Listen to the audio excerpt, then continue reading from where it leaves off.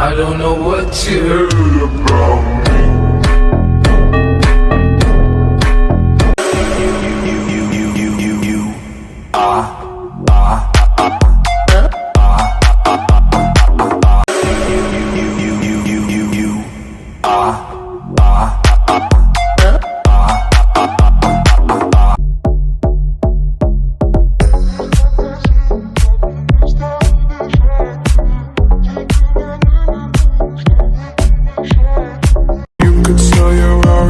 You can't afford my outfit. Go wish.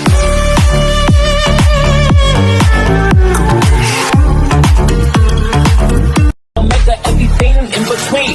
Ride with the mob, Allah, check you and me, and do your job.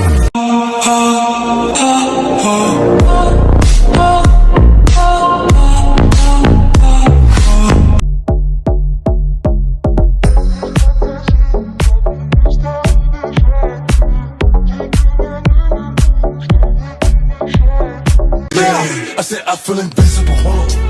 It's 100, then it's fine. I won't keep going. It's 85 just to walk on.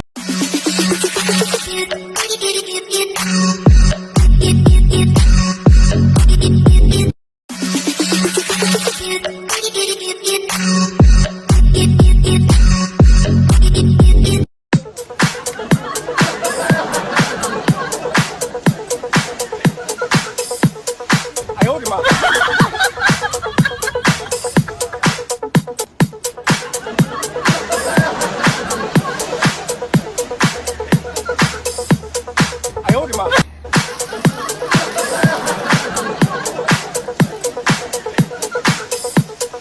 hold him up.